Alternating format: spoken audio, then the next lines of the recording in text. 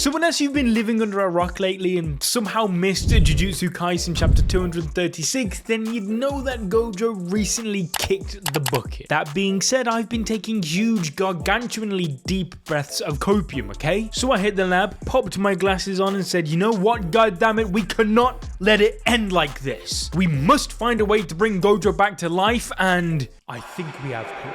Now you might be thinking, Harrison, give it a rest, would you, okay? Sukuna evolved his cleave after replicating Maharaga's adaptability and cut through Gojo's affinity and sliced him in half. And to that I say, yes, but there is something that we've got to remember.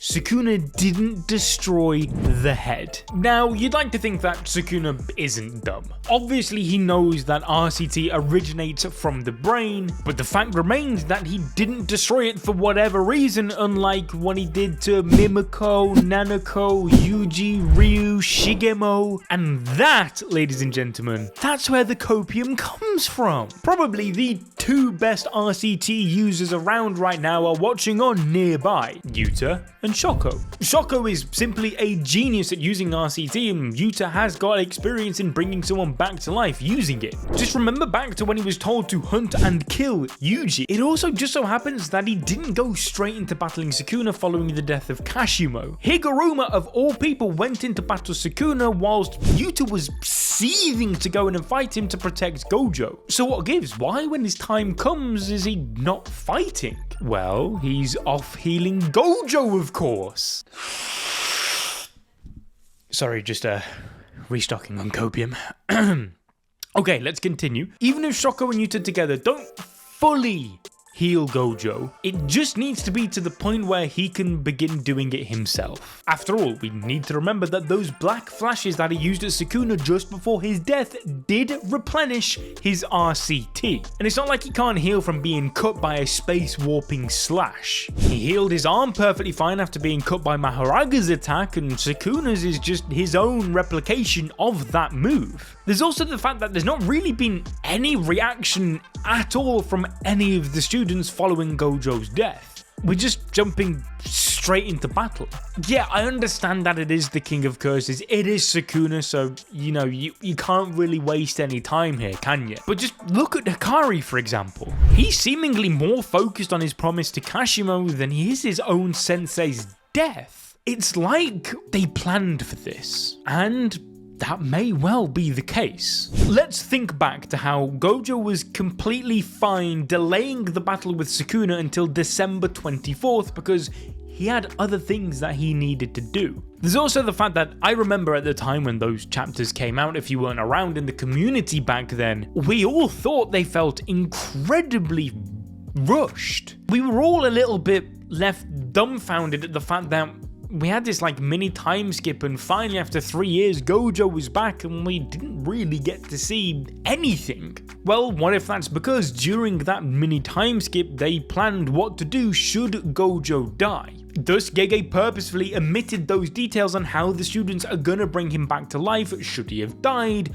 as to not spoil it. After all, Gojo's death isn't really a plot twist per se, because I think we all kind of expected it to happen, but Gojo coming back to life, that's a whole different story. But the biggest reason why I'm so on board about his revival comes from a writing standpoint. Because Satoru Gojo's story arc is far from over. He hasn't finished ushering in a new age of Jujutsu sorcery, nor has he given Geto's body a proper burial. Also, thematically, Gojo has to survive, in my opinion. He previously self-proclaimed himself as the Honored One, a truly enlightened being. He sees himself as this godly individual and has lost his sense of self. A prime example of someone who is more enlightened than Gojo would actually be Sukuna, as not only does he understand the core of cursed energy and everything that flows around him, but he's also got no ego. And before you tell me about how, oh, he looks down on people for being weak, I will tell you right now that that is not the same as ego. That is the truth. If Sukuna was truly egotistical, he would never have told Jogo to stand proud for his strength. An example of someone with an ego in that same situation would be them telling Jogo that they are weak. And what's that? Oh, That's exactly what Gojo said. Sukuna said it best. People like Kashimo and Gojo are greedy. Kashimo saw himself to be too strong for others, and because of that, everyone around him was just worthless piles of dirt. Both he and Gojo felt alone because they saw themselves as so far above everyone else because they were powerful. But like Shoko said before his return, Gojo was never alone. She was right there. But because she was weak, Gojo just saw straight through her. It was always him. That's why he'd always say, I'm gonna show off now because my students are watching. Sukuna, on the other hand, didn't see the world in that way. Instead, he offered liberation for the weak by not only offering them a challenge, but also a chance at dying in a way that saw them trying to prove themselves. There's a reason why no sorcerers that Sukuna killed in the past cursed him, and that's because deep down, he offered them exactly what they wanted: freedom. The point I'm trying to get at is that Gojo was misguided, immature, and egotistical, and because of this, it held him back from being truly enlightened. Yes, he understood the core of cursed energy, but he didn't understand himself. It's all well and good being the strongest sorcerer and the honored one, but until he accepts his humanity, Gojo will never fulfill any of his goals. Thus, by Gojo returning, but severely weakened, whether it be without his 6 eyes or without the lower half of his body, whatever it may be, it would actually be the perfect way for Gojo's character arc to end. And that's because he's actually a massive loser. Like I said, all the goals he set out to achieve, he failed at. He failed in Shibuya and got many people killed indirectly. He couldn't give Geto a true end. He couldn't save Megumi. And most importantly, he never got to answer Geto's question. Are you the strongest because you're Satoru Gojo?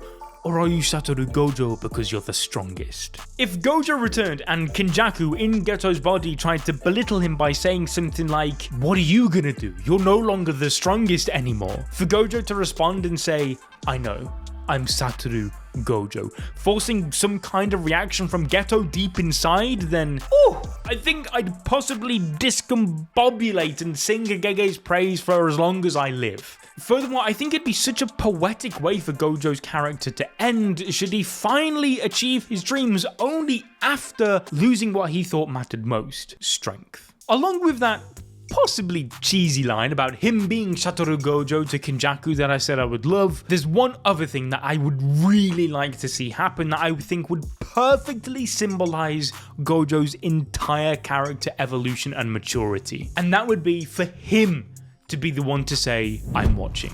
Like I said, before it was all, oh, watch me, I'm gonna show off now. But if he was the one to tell his students that he was watching, it would perfectly bring the story full circle and also confirm that Gojo achieved his dream of creating a new generation of Jujutsu sorcerers. It'd be like a kid constantly asking their parents, oh, watch me play this, watch me play that, only for that kid to then grow up and watch his own kid play. It would be a perfect romanticization of Gojo's maturity. Now, if you liked my unhealthy amounts of copium in this video, then please check out this video on your screen right now and make sure to ding that notification bell and leave a like. Trust me, it really helps out the channel. We're gonna try and hit 15k subscribers by the end of the year. Anyway, yeah, like I said, I'll see you over in this video, yeah? Right, sound. Peace.